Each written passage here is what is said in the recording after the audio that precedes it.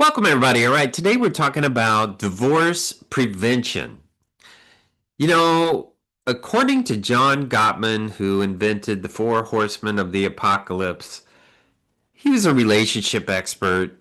These four behaviors cause most of divorce.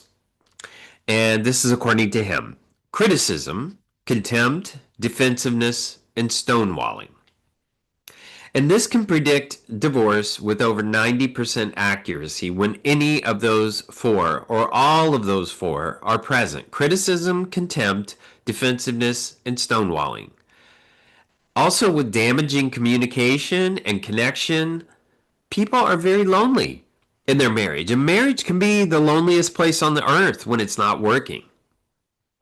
Now, if you want to examine a little deeper, these patterns involve attacking character, which is criticism, expressing disgust, which is contempt, refusing responsibility, which is defensiveness, and shutting down, which is stonewalling.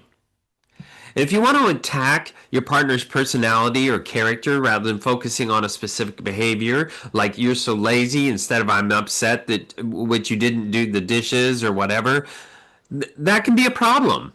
Contempt is showing disrespect through sarcasm, mockery, eye rolling, sneering, insults, which signals disgust and superiority. So now we have a power differential. Then we have defensiveness, reaching a perceived, responding to perceived attacks by playing the victim, making excuses, counterattacking, rather than taking responsibility. One of the typical responses is, I need more detail. Give me the exact time. When did this specifically happen? And then when you tell them that, they flip it on you like it's all your fault. And then there's this stonewalling, withdrawing from the interaction, shutting down, refusing to engage, often due to feeling overwhelmed. And that's with the conflict. That's a conflict avoidant person. Why does this matter? Well, it erodes trust. So you can trust someone, you can love someone and not trust them. But when you trust someone, that's when the love grows. So you could have somebody you haven't seen in 10 years and you guys still trust each other. You get back together, the relationship will take off like a rocket. Trust and emotional intimacy are what make a relationship strong. And when you create a toxic environment that attacks those two issues, you're tearing the binder off the book. The trust is what a relationship, if you're going to grow a relationship, has to get better. Now, many people don't understand how to get trust back. Well, throughout any kind of relationship, any kind of marriage, there's going to be all kinds of violations of trust. What you have to be able to do is understand that you're not going to get trust right away. Trust is something that's earned over time. What you have to do to restore the relationship is decide that, hey, I know you don't trust me because I did this, but I need you to have faith in me, that I have learned and I'm growing. Or I'm going to choose to have faith in you. I don't trust you, but I'm going to choose to have faith in you. And that's the bridge you walk on until you eventually get to trust. There's other issues like infidelity, finances that contribute to the problems. These communication patterns are often underlying reasons why couples can't resolve conflicts effectively, leading to separation. You know, in the early years of marriage, it feels effortless many times. Sometimes the first year is an absolute disaster. You laugh, you stay up talking about the future, you always give each other the benefit of the doubt when arguments happen. But as the years pass, real life enters the picture: mortgages, kids, work. And the strongest marital foundations can start to wobble. And if the spark starts to feel dimmer than it used to, it's not because the love is gone, it's because life has gotten in the way and is very complicated. Because the more accountability you have in your life, the less sexier your life becomes. When life as a married couple gets tough, it's natural, especially when you have children and you're busy and you're working and you're just barely trying to pay your bills and you're barely putting money in the bank. It is hard. It is hard to feel sexy. It's hard to even have time for each other. It's natural to wonder how to avoid divorce. But the deal is, Divorce is a very drastic thing. Divorce is the breaking not only of a contract, but a covenant. And what you have to understand is, especially if you have children, the real victims are the children. They are the victims. You are ripping their life apart. There is no one that is going to be able to replace you as a biological parent. However, the turd you married and divorced is going to go off and find somebody to act like their mother or father or to somewhat replace who you are. And it's really sad, but that's how life goes on. But these kids, their life never gets put back together in any kind of semblance of normalcy. And if you think about it, the real purpose of marriage is a family. I don't know why people, as they get old, want to get married after their children are, after they can't have children. That is about the dumbest thing you could ever do because marriage is about the dumbest contract you will ever sign. Why in the hell are you going to get married when you're old and you don't have children? You don't need to get married. You get married for your children so they have the security in knowing that two parents are legally bound to each other and it would take a lot for them to break up. It's the accountability for the family that marriage is all about. But I don't want to die alone. Well, then be a better person. And if you're in a relationship with someone, hopefully they'll stick around. But then to tie them to you legally, that's kind of gregarian, don't you think? You know, the strategies that keep people together can serve as a guide, and they're very, very important. There's a thing in our relationships, and it's called transactional analysis, and this is regarding communication. In the communication model, you have both all of these three in one person, a parent, an adult, and a child. And then on the other person, a parent, adult, and a child. Now, oftentimes, what happens during the busy years of your marriage, where you have no time for each other and you're parenting children all day long, what happens is you start to parent each other. You didn't wash the dishes. Hey, you told me you were going to do this. You lied to me when you said this. You're not helping me with this. You're never around. You're always this. You're always that. The people do all this extremist crap to each other. And when you do that, that means I am the parent and you are the child. And we know that. We know that when we receive it. So, you didn't wash the dishes. You promised me you were going to wash the dishes. Well, if you can remember, you forgot to do this, this, this. So when we're talked to like a child, what we're going to do is reclaim our parent, and we're going to come back and remind you of what you did wrong, so we can feel better about being not talked to like a child, and we can tell you how's it feel to be talked to like a child.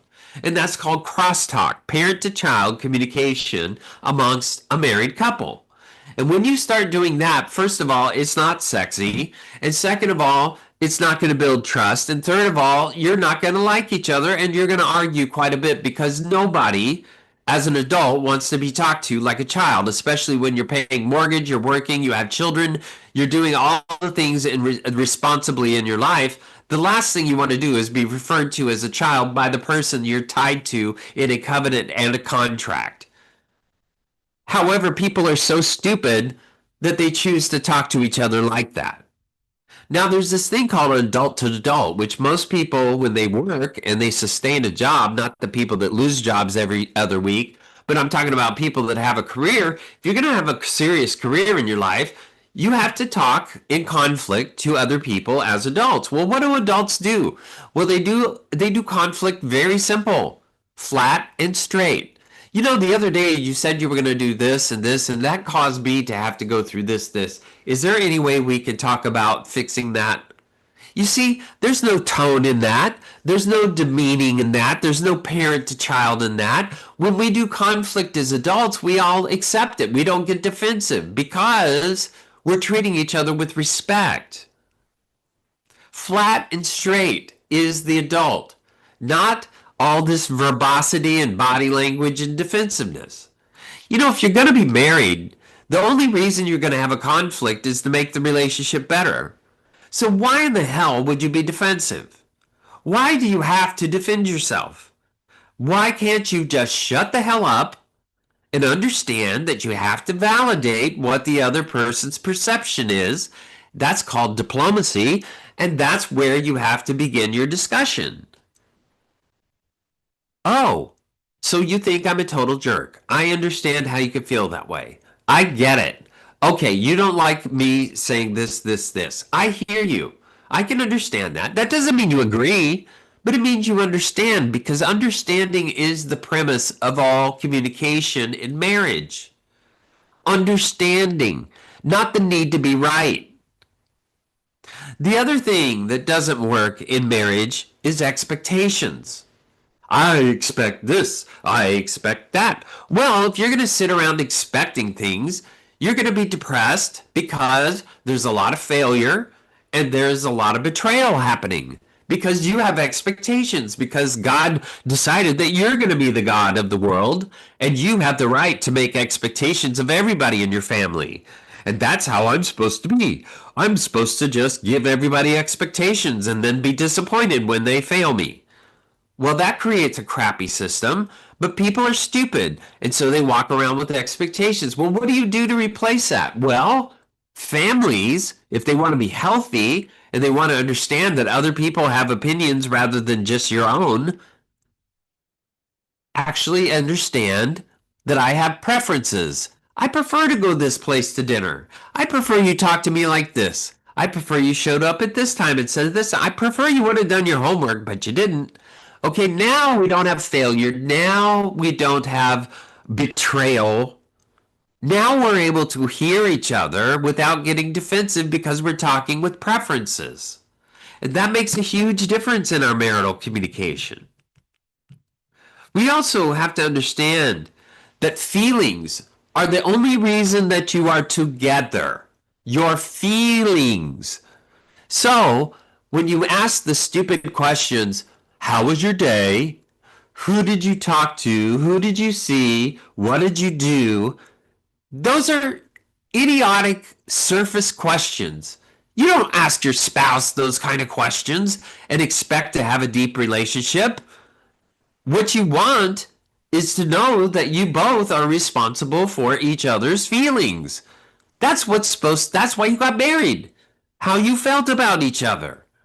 So if you're going to have deeper conversations and you're going to connect as a couple, you have to think about, well, how are you feeling about this? I'm feeling about our kids going to this game tonight. I'm feeling like this. I feel like this for dinner. I feel like this was part of my day. How are you feeling about your day? How are you feeling about your time with your boss? How are you feeling about this meeting? If we started asking more feeling-based questions, we'd probably get more content and we would start to feel better connected and we would start feeling safe with each other. But the big deal is that people often don't feel safe with each other because they resent each other. They do stupid things. They never apologize. They're egotistical and they put themselves first before their partner. If you are married, your job is to put your partner's needs and feelings before your own. That's your job if you want to be married. It's huge. If you're going to be a guy marrying a woman, you better understand that there's one thing that a woman is going to measure you on for the rest of your life. And that is, do you cherish me? What is cherish? Well, if I cherish, that means I can't be the man I am without you. I don't even know why you're with me. I'm lucky to have you. She's my best friend. It's that way when I'm with her. It's that way when I'm not with her. If you cannot give that to a woman, you have no right being married. You are not ready, and your brain is in not the right place, and you're too immature. You have no right to be married if you're a man and don't understand that concept. You have to put your wife in a place of cherish. Why?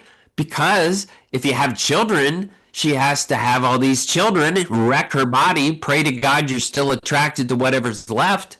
But she also has to destroy so much of her future, of her dreams, and compromise those things in order to raise children. And so you as a man, if you're going to play a traditional role of going out and making a living and supporting the family, you better cherish your wife because she needs to know you're still attracted and she's all that and plus, plus, plus. That is what a woman needs to feel married. And if you're cherishing your job, if you're cherishing your golf game, if you're cherishing something stupid, if you're cherishing your lover, if you're cherishing your phone, if you're cherishing your Instagram or your social media or your stupid football games, that tells her that she's in line way behind where she's supposed to be. And the woman will wonder, why in the hell did I marry this idiot? Because he doesn't know how to cherish me. Because we get that in the honeymoon phase most of the time, but after that, guys are pretty dumb. And the deal is if you're going to stay married, you better get to know that word really, really, really well, unless you want her to nag you till you're dead. All right. Now, what does a man need? Well, a man, this is from 30,000 feet, just like cherish is for a woman. If a man is going to be with a woman, he needs to feel respected. Now, what is respect? It is being heard. That doesn't mean you agree with him. What it means is you understand what he likes, what he doesn't like. You understand what his opinions are, as dumb as they are, and you're willing to hear it and validate it and understand. If you go to the grocery, you know what he likes. If you know how to represent him in a conversation, that is what you know how to represent him to the kids. You know how to represent him with friends. This is an important ingredient for a man. If he feels that his wife does not respect him, hear him, you have demasculated your husband. He is not going to want to cherish you. As a matter of fact, you are the worst person on the planet. He's completely disgusted. He doesn't want to have sex except for the fact that he's horny and he has to because he's stuck with you. So, as a woman, if you're going to tear your man down by not listening to him, don't expect him to cherish you. And a lot of women these days only like to hear themselves.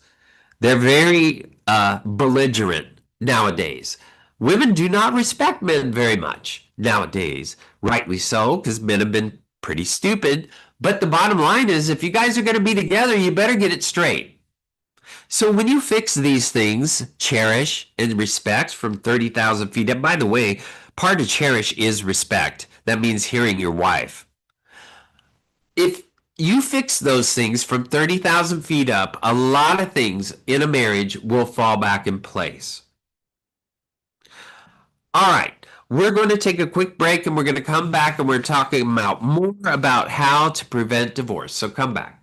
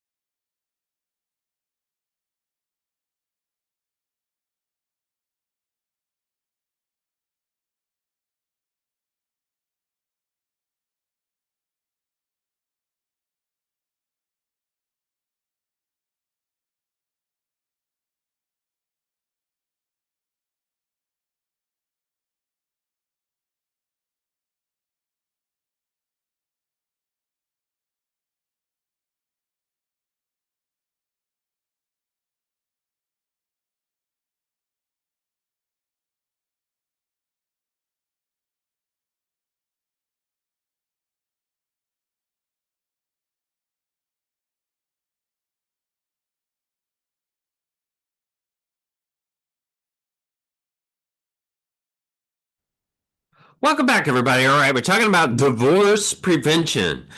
Keeping the friendship alive after you're married is a very important part of marriage. Showing appreciation for the things people do in marriage, it's called gratitude, eliminates a lot of resentment. What people do is they form what's called a cognitive bias. What that means is by forming resentment, they decide that you never listen to me, you always do this, you are always selfish, you're always looking for someone else, you're always thinking about this, you're always more spend more time at work. When we have all these definitions of each other, what we do is we form what's called a cognitive bias. That bias, what that means is that 2% of the time you're pretty much considered to be all this. You're a total jerk, or you're a total workaholic, or you're somebody who doesn't love me, especially the doesn't love me thing. So what happens is with the doesn't love me, for instance, that's 2% of the time I see that you don't love me. During the other 98% of the time, I don't care what we're doing. I don't care if we're having a romantic dinner. I don't care if we're in Italy on a nice vacation. I don't care. What I care about is every time we talk to each other, I'm only listening for one thing, and that is to validate the bias that I have in my brain about you, that you do not love me, and every dialogue we have and every behavior that you give me, I'm going to be rating on whether you actually love me or don't love me. So what happens is that cognitive bias is only the only way we hear each other.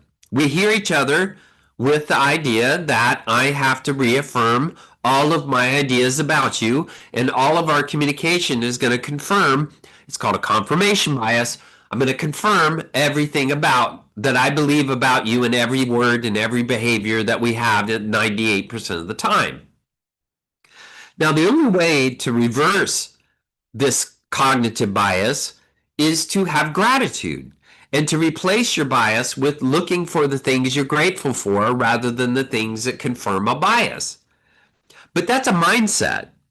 One of the most attractive features about human beings on this planet, the people that are the most attractive, even if they're hideously ugly, if they are grateful people, they are very attractive people on this planet. If you happen to decide to be a grateful person in your marriage, you are going to proportionally, humongously improve your ability to communicate with each other, to have a lot less resentment, to have a lot more intimacy, have a lot more connection, because you make an effort to tell each other why you are grateful for each other and make great notes of that. You know, keeping friendship alive also looks like sharing jokes, showing appreciation, scheduling time together, because in your earning years, it is almost impossible to spend time together. So what you have to do is you're going to have to schedule it. And guess what? You may have to schedule your intimacy. Yes, your intimacy. And so what that means is that, hey, you know, between this window and this window, this hour, 8 o'clock to 10 o'clock at night, let's say, that needs to be on Wednesday night, whatever night, I don't care, but whatever it is, that needs to be our pocket where we can approach intimacy. And that means you start from the morning and work your way all the way into, that means you do pre-foreplay, foreplay, and all that stuff leading up to that evening. Now, if you can't do it that evening, you have to have an alternative pocket of time that you will have to do intimacy during this other pocket. Now, intimacy doesn't mean sex every time. Intimacy means we play, we are together, we let our bodies be shared with each other. Because here's the deal. People that are sexual with each other, people that are married, people that are intimate, they maintain staying within each other's body space. That means that 2-foot space, sometimes it's 3 foot, that is, you know, when somebody's in your grill. That's your intimacy area.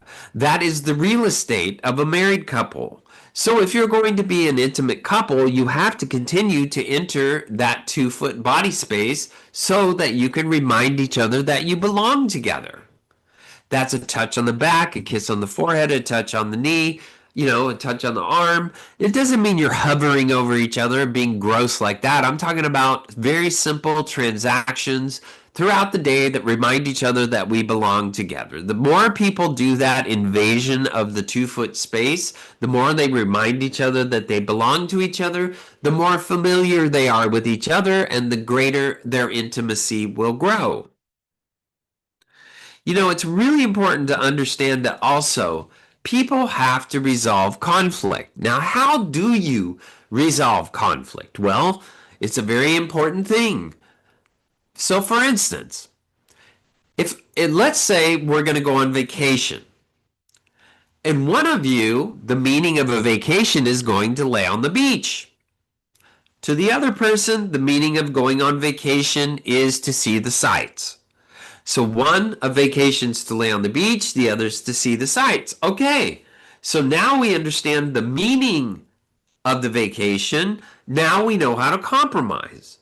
What you have to understand is as a couple, all of your arguments have meaning. That means if we're arguing about our kid and discipline, one may think that the other person is going to alienate the child from the parents because of their authoritarian style of discipline. The other may feel the kid's never going to learn anything if we don't do something. So, the deal is if you understand the meaning of why we're arguing about discipline, we can probably come to a compromise. This is an important thing about us in a married life is we have to understand the feelings attached to what we're arguing about before we decipher what we're arguing about. It's a very important component of marriage because you are supposed to know each other better than any person on the planet. And that means your interpretation of life is the most meaningful thing you accept of each other, that you see the world differently, see each other differently, and you go through life learning about how we are interpreting life through our feelings, which are very, very different. But that requires us to be very accepting of each other's interpretations. What happens when we don't like interpretations is people are very, very extreme. So what they do is, if I don't feel like you're listening to me, I'm going to start saying very drastic statements. Well, you're just this, or you said this, or you're always like this, or you blah, blah, blah. They say things, and they say things that are real extreme. They call each other names that are very extreme. What you have to understand is if you're the receiver of name calling, if you're the receiver of somebody saying very drastic statements to you, what they're really trying to tell you is, hey, I really believe that you're not listening to me. And so I'm going to say some very extreme things to you to get your attention because I know you're going to pay attention to that. Unfortunately, people hang on to those kind of statements. And what they do is they hold resentment for those statements. Well, you called me 20 years ago, you called me blah, blah, blah, blah, blah. Or you always said that I could not be blah, blah, blah, blah, blah. Well, when we do that, when we hang on to the stupid statements, what we really missed was the point. The point was you weren't listening to me. I had to say some extreme things to get your attention. It's called a red flag. Unfortunately, married people are so stupid that they will hang on to the words or the statements made to throw the red flag for the rest of their lives because they don't like what was said. Unfortunately, the thing is that the person that said it knows that they said it to get your attention. They did not mean for you to hold on to it for the rest of your life, but people are so resentful and so needing to be right that they'll hold on to crap like that forever. So if you want to be married and divorced, be one of those. Hang on to those drastic statements and don't let them go and remind the person for 20 years what they said to you 20 years ago. What we have to understand is that we have to also share responsibilities and goals.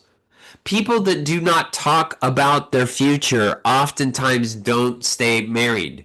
You can always tell if a married couple is sitting around talking about what's going to happen today, where the kids are going to go, and they're never talking about what's going to happen in 6 months or what they're doing to substantiate their savings or what they're doing about investing in the kids going to school down the road or what they're doing to make plans about buying a new house or where they're going to go on vacation. People that don't talk about their future oftentimes get divorced. If you don't talk about your future, how can you have a future? Your job together is to map out your lives. But that means we have to know what each other cares about, what our feelings are most strong about. The other thing that is very difficult is being married to indecisive people. What you have to understand is if you're married, you have to be decisive. Decisive people teach other people how to love them by being decisive. Now, you can always change your mind, but if you're going to be an indecisive wimp when you're married, nobody's going to know how to love you. if I'm a giver, if you're going to be one of those idiots, I'm a giver, I'll give, that's all I ever do. If you're going to be one of those weirdo victims of giving your whole life, you're going to get run over like a Mack truck, number one. And number two, nobody's going to know how to love you or care about you. Or when you die, all they're going to do is replace you with someone else that's going to give to them because people are takers by majority. But if you're one of these codependent givers, nobody's going to love you. Nobody's going to know how to love you because you don't even know who the hell you are. So if you're married, let's go back to the word preference. Where do you want to go to dinner? No. Where do you go? Okay, that's a moron. If you're going to be married, where do you want to go to dinner? I don't know. I'm hungry for Chinese, Mexican, or American. What would you like? I would like Italian or Taiwanese or whatever. Throw the ideas out to each other so you can teach each other how to compromise. If you cannot put yourself forward, you have no business being married, and you have no business raising children because they will be indecisive also. You have to stake your claim in life. That means you have to mark what you like and what you don't like. It doesn't mean you have to stay with it all the time, but you need to communicate your needs and your wants. I prefer this. I prefer that. This is what I would prefer. This is what I would like. This is what I think would be good. So that people can love you. Very important part of living. Another part of living is responsibility. People who are defensive have very little ability to understand how to be responsible. Here's what most idiots do when they're married. Well, that's not what I intended. What I intended was doing this. Well, you just don't understand that I was trying to do this, this, this, this. You don't get it. I am trying to be this, this, this. Nobody wants to hear your stupid intentions. They want you to go, yeah, you know what? That must have hurt you. I'm very sorry. Yes, what I did not think about you. Yes, I can understand how you could see me that way. Yes, I can understand why you're upset. That's what people need to hear, not your stupid excuses and not your intentions. That means that you're trying to forgive yourself before anybody else ever forgives you because all you're doing is mapping out your stupid intentions. That's what narcissists do.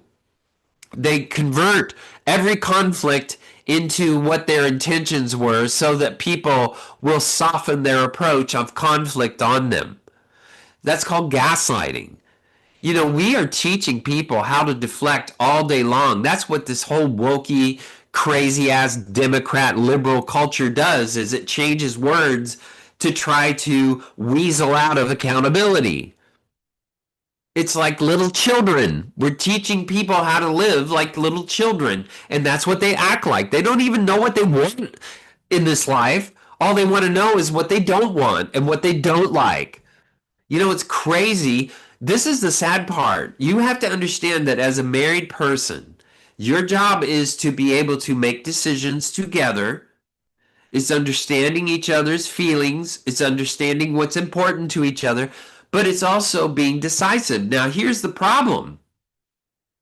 Decisive people always become the target of the irresponsible. The weasels, the little wimpy turd children of life who never take accountability and can't make decisions, love to take decisive people and pick them apart because they're decisive. So, irresponsible, wokey wokies, crazy ass people who get all these crazy childlike ideas of what the world should be and are so warped by all this global economy crap that they've heard over the years that they love ideas but they don't like to figure out where they stand. And the problem is, you know, if you don't know where you stand, you're going to attack the people that take a position. And so that's all they do is attack, attack, attack decisive people. So yes, if you're a decisive person, there's a real good chance you're going to be attacked by the indecisive weasels. Indecisive weasels love to attack decisive people. That's their nature. That's the way life goes. So both of you in a marriage have to be decisive so that when you attack each other, you're trying to solve problems together.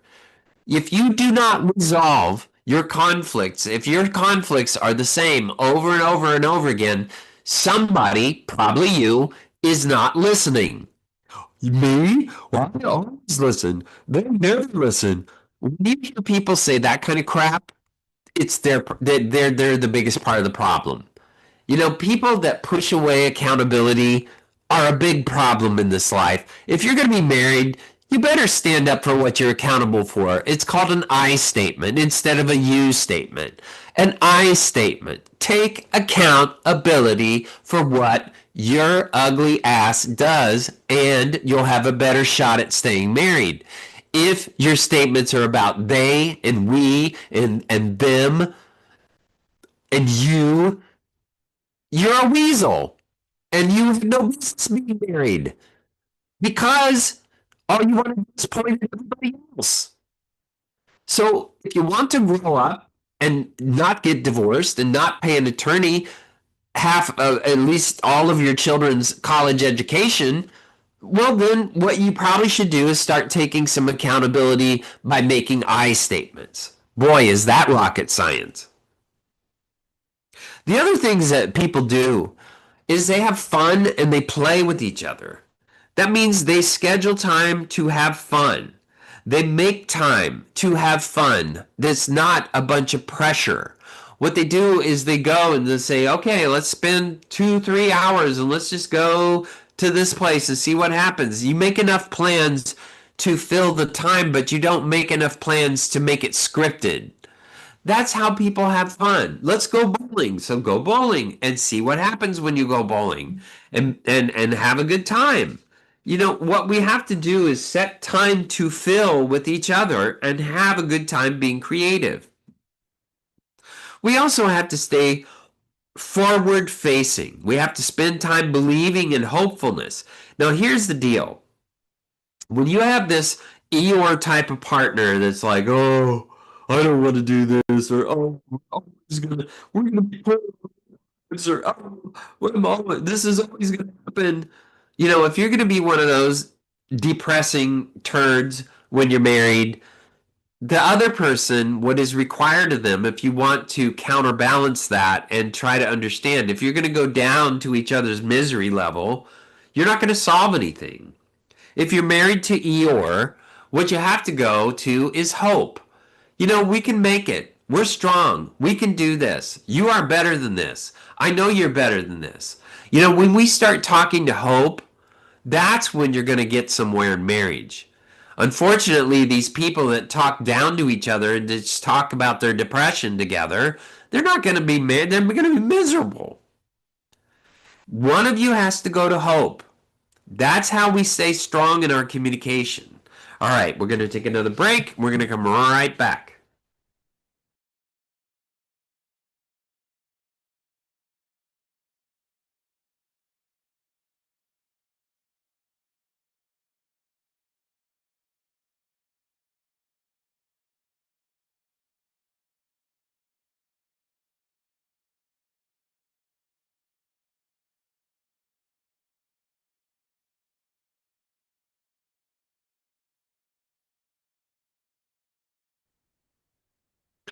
Here's a big deal. You can always tell how destructive a marriage is based on each person's level of commitment. Commitment is a big deal. Why is it a big deal? You will never get everything out of anything in this life unless you fully commit. Most people that are married are half-assed committers.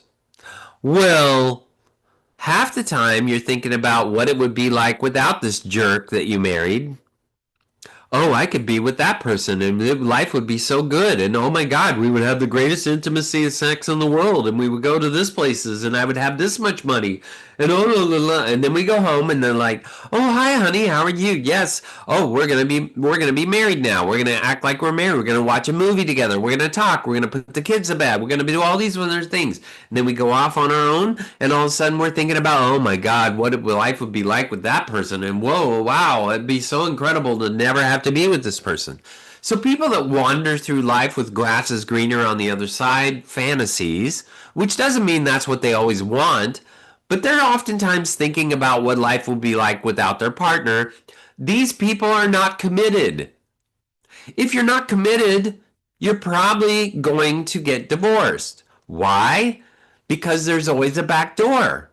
If you've always got a back door that you're going to in your head, you're probably going to use it one of these days when something gets really bad or gets really tough. That's how people are. That's why divorce is a multi-trillion-dollar industry.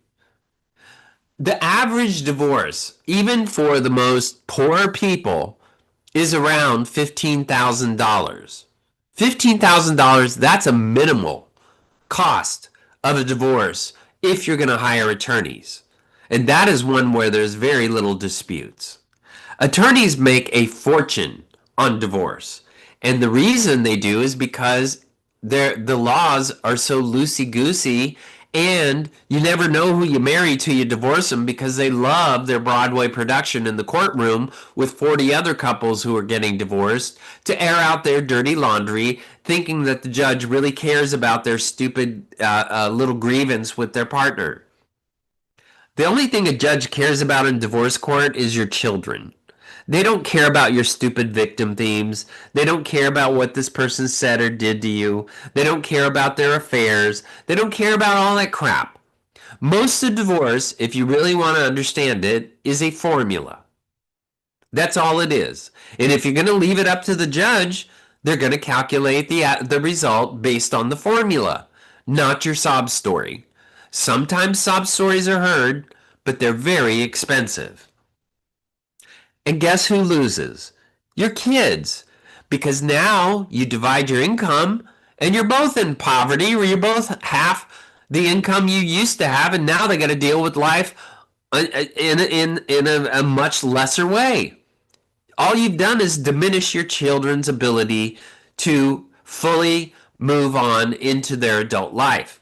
You have failed your children. That is what divorce is. Why is marriage a covenant? It's a covenant because on this earth, marriage is supposed to be the only covenant you have, so that you will understand how to have a relationship with God. It's a covenant. That means you stand with God with where you stand with your partner. That's a covenant. So if you want to know where you stand with God, figure out how you treat your partner, and there's your salvation right there in front of you.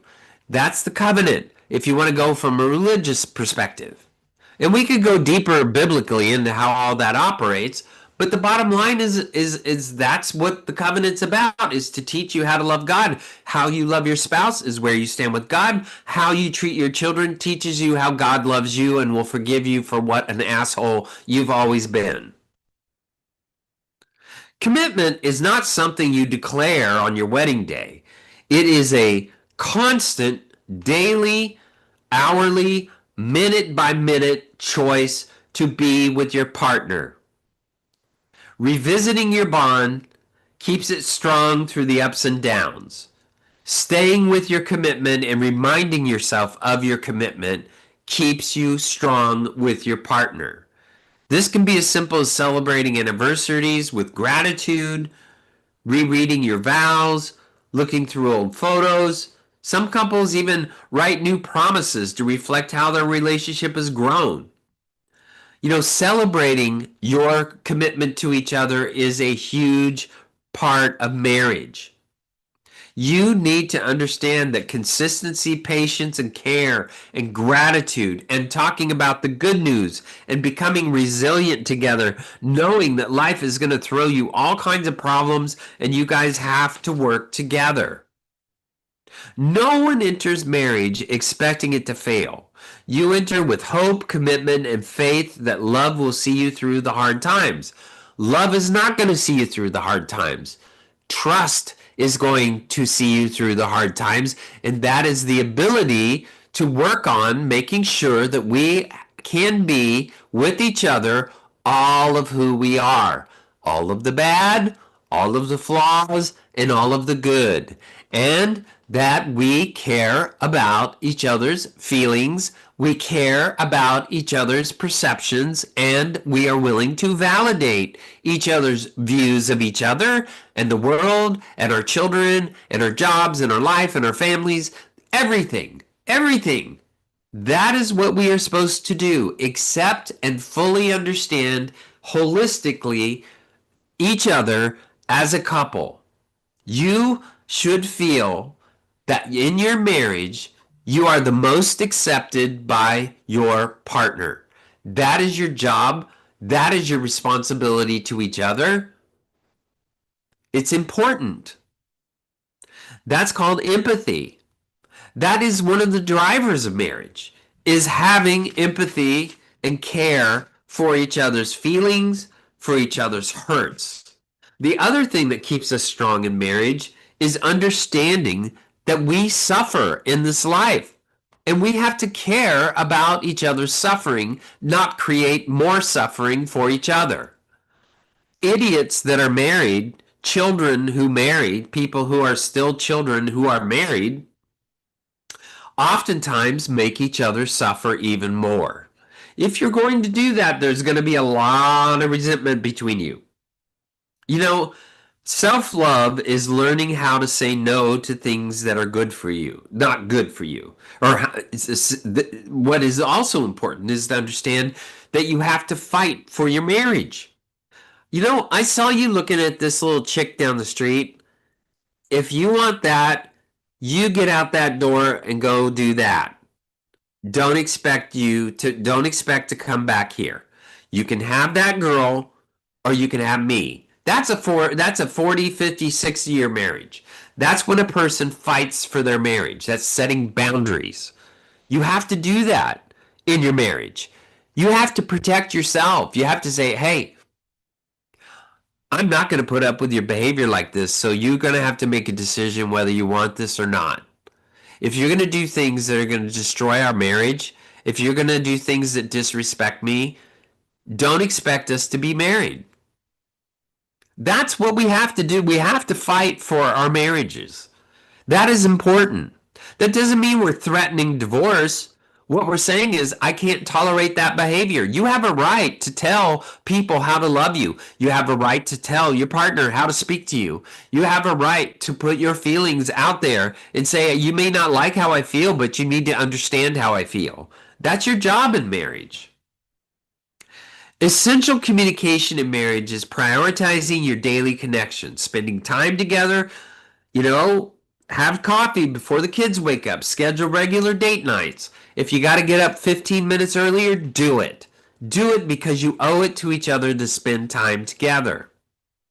Talk about your feelings and listen. If you're going to hear each other's feelings, that's much better than hearing each other's feelings and then being upset because of someone else's feelings. You do not correct each other's feelings. You accept each other's feelings. You have no business correcting your partner's feelings. They're entitled to their feelings. You also have to do active listening. That's hearing a perspective without immediately preparing a defense. That means, okay, so what you're telling me is this. I understand. All right, so what you're saying is this. Clarifying. Using I statements, expressing feelings without blaming. I feel lonely, rather than you never spend time with me. You never did this. You won't do that. They believe I am. If you're going to be one of these stupid victims, grow up. Grow up. Use I statements. I am lonely. I am having trouble with this. Here is what I am hearing. Here is how I am feeling. That's called an adult. If you're going to be married, it's an adult activity. So don't do it if you're still a child. But here's the deal. Your adult brain only forms once in your life. So if you have wonderful, abusive, narcissistic parents who don't care about their children, there's a good chance that as a 7-year-old, as a 9-year-old, as a 11-year-old, as a 15-year-old, you had to start making decisions for yourself because your parents could care less about you. And so while you did that, you also could not be wrong because you are your own net. So you'd always have to be right. So what would you do? You will always make excuses for everything you do because as a child, you're making adult decisions and you always have to be right. So what are you going to do? You're going to defend yourself all the time. That's called a narcissist. So people that form their adult brain when they're little children oftentimes become narcissists and codependents. Oh, I always did whatever my mother told me to do. I had to raise my brother. I had to raise my family. I put everybody before me. My whole life was about serving because my parents didn't do it. If you're going to be one of these people, these codependent people, you're probably going to marry a narcissist. Merry Christmas. So the deal is that adult brain, if it's going to form early in your life, that is where you make your adult decisions for the rest of your life. If you want to face that and change it, you have to mature and you have to actually accept the fact that your brain was cooked too young and you need to evolve into your adult life. And that's accepting the fact that you are flawed, you are making bad decisions, and you're not doing well in your marriage, and you're in an adult behavior. You're not using a real adult behavior because you're using your childlike behavior, and you're probably destroying your life, your children's lives, and making your life of your spouse extremely miserable. So what you got to do is understand you got to take accountability that your adult brain cooked too young, and now I have to start evolving my adult decisions to the age that I'm at. You also have to fight fairly. You want to stop putting yourself above your partner. People that do this are horrible people. Oh, you're wrong. You're no, you say you're just stupid. You say these stupid things. You do this thing. If you're going to put yourself above your spouse, like you are something greater than your spouse, you are worthless as tits on a boar hog. You're not above your spouse. You're a human being. I don't care if you have a doctorate. I don't care if you're a rocket scientist. I don't care if you know how to invent nuclear bombs. I don't know if you've cured cancer. If you have that, you are no better than any other person on this planet. And if you are married, you better be humble because if marriage is humble, everybody has to smell your poop. Everybody has to deal with listening to you pee. Everybody has to listen to your ugly mouth. Everybody has to smell your bad breath. Everybody's got to deal with your bad moods. You are human. You are not above anybody else, and you're not above your spouse. You have no business putting yourself above your spouse, and you better put yourself right even. Yes, I'm flawed, and yes, we're all flawed, and it's okay. That's where you got to be if you're going to be married. You also have to have financial transparency. These idiots that get married and separate their finances are two children who are married. If you're married, it's 50-50. Put it all in one basket and learn how to manage it together and learn about what you care about. So one of you may be a miser and doesn't like to spend a dime, and the other one loves to just have Amazon at their doorstep every 5 minutes. You better form a compromise. You better figure out how to budget your money, but that means you got to put it together because your money is your future. It's your survival. And if you want to live like a teenager, live paycheck to paycheck, and your whole marriage will be like two teenagers.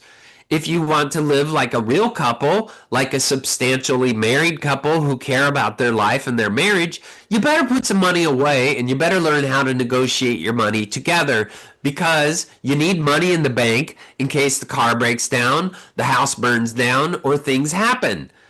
To your children, you're going to have to spend money here, there, and everywhere. Bad things happen. You have to have money in the bank to handle it. People that have money in the bank think a lot differently than people that live paycheck to paycheck. So a lot of stupid people go through life living like teenagers as a married couple. You have no business breeding. Get out of the gene pool.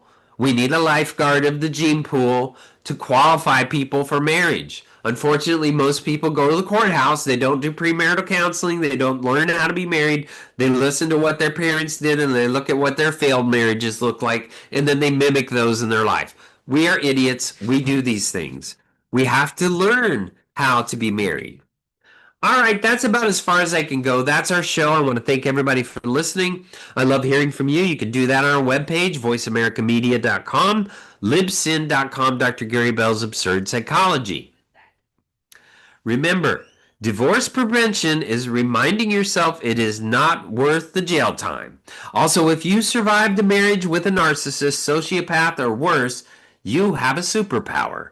Also, unofficially divorced means you are waiting for the paperwork. Thanks for listening, everybody.